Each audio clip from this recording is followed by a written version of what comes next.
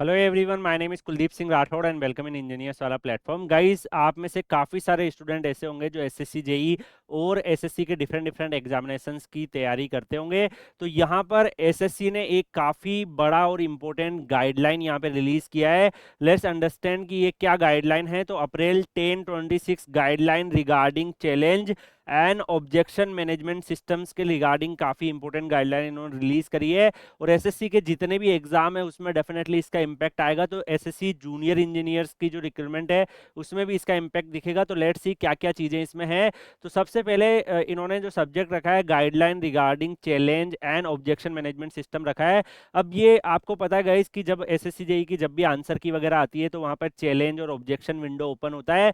तो इसी के रिगार्डिंग जो है ये पूरा मैकेनिज्म को एक्सप्लेन करते हुए गाइडलाइन आउट हुआ है कि स्टाफ सिलेक्शन कमीशन जो है वो challenge and objection management system जो है फॉर फाइनलाइजेशन ऑफ आंसर की वेरियस इनके कंप्यूटर बेस्ड टेस्ट जो ऑब्जेक्टिव टाइप के मल्टीपल चॉइस क्वेश्चंस आते हैं जो एसएससी जेई भी उसमें इंक्लूड होता है।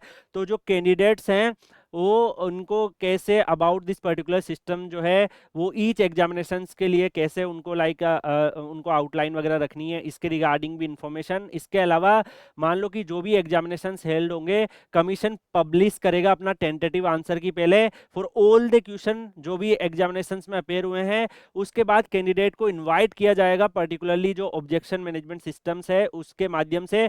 तो वो कैंडिडेट अपने जो भी क्वेश्चंस है उनको उसमें अपने चैलेंज को राइज कर सकते हैं, ऑब्जेक्शन राइज कर सकते हैं।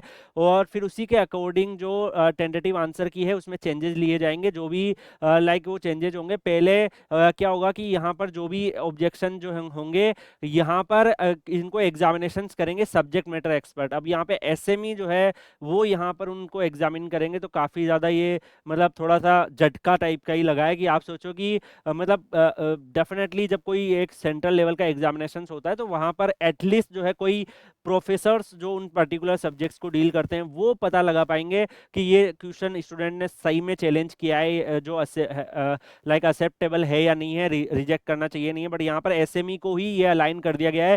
पहले भी इनका गाइडलाइन आया था एसएमई पेपर्स बनाएंगे, एसएमई ये सब करेंगे। तो डेफिनेटली फिर प्रॉब्लम भी काफ़ी ज़्यादा होती है। अभी आपने देखा होगा कि मैकेनिकल के अंदर इंफ्रास्ट्रक्चर का क्वेश्चन दे दिया है ना सीबीटी 2 में, तो वो प्रॉब्लम इसी तरीके से आएगी। कभी बोलते हैं एआई से करेंगे। तो loads of this type of things they are doing. इसके अलावा अगर हम देखेंगे कमीशन ने ये भी यहाँ पे रिसीव किया है कि रिप्रेजेंटेशन एंड ग्रीवेंसेस जो इनकी होगी वो भी वेरियस चैनल जैसा RTI application, public grievance portal, इनके माध्यम से भी जो है ये चीज़ों को कैसे करेंगे फाइनलाइजेशन ऑफ आंसर की में जो कोर्ट ऑफ लॉ के अकॉर्डिंग जो भी रूल्स है उसके अकॉर्डिंग करेंगे। इसमें काफ़ी बड़ा जो डिसीजन है हाई कोर्ट ऑफ दिल्ली का भी आया था उसके रिगार्डिंग भी इन्होंने गाइडलाइन दे रखी है इस पर्टिकुलर मैटर में। आफ्टर जो चैलेंज और ऑब्जेक्शन जो कैंडिडेट्स मेड करेंगे उनको स्क्रूटनाइज करेंगे सब्जेक्ट मैटर एक्सपर्ट। और इसके बाद यहाँ पर जो है उन क्वेश्चंस में अगर कोई एम्बिग्यूअस क्वेश्चंस है या कुछ एरर पाया जाता है तो उसमें फिर जो क्लियरिटी और करेक्टनेस को इफेक्ट करता है तो उनको करेक्ट ऑप्शंस जो भी अवेलेबल होंगे उस हिसाब से डिसीजन लिया जाएगा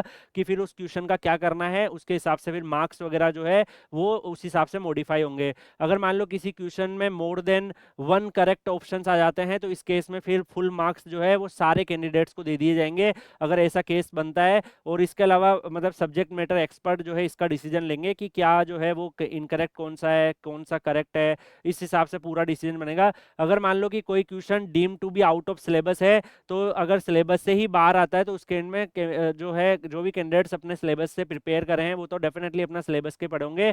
तो उस हिसाब से अगर आप देखोगे कि ये चैलेंज को भी एसएमई रिव्यू करेंगे।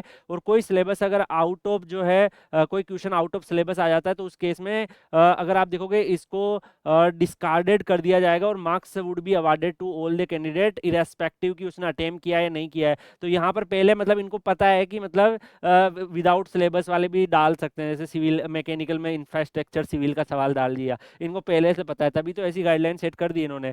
अच्छा, लैंग्वेज स्पेसिफिक एरर है, ट्रांसलेशन में एरर है तो उसके रिगार्डिंग भी इन्होंने बोला है कि क्या इनके रूल रेगुलेशंस रहेंगे। इसके अलावा सारे जो एरर्स पेपर्स होंगे उसके हिसाब से स्पेसिफिक लैंग्वेज में, तो उसको भी एसएमई ही इवेल्यूएट करेंगे, सारा काम एसएमई कर देंगे।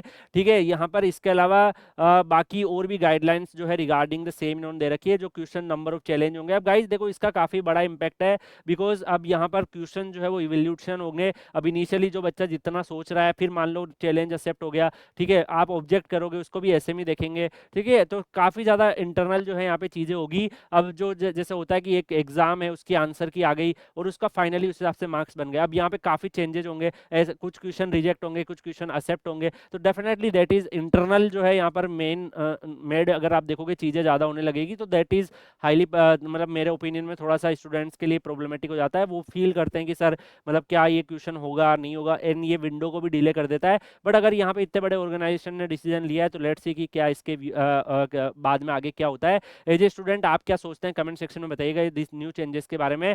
बाकी आप लोग Kuldeep sir underscore PW Telegram channel Telegram पे सर्च करके ज्वाइन कर लीजिएगा। वहां पर आपके करियर से रिलेटेड और भी अपडेट या इन्फॉर्मेशन आएगी, तो आपको Kuldeep sir underscore PW Telegram channel पर मिलती जाएगी। मिलते हैं हम लोग नेक्स्ट वीडियो में किसी और अपडेट के साथ, तब तक के लिए goodbye, take care, see you.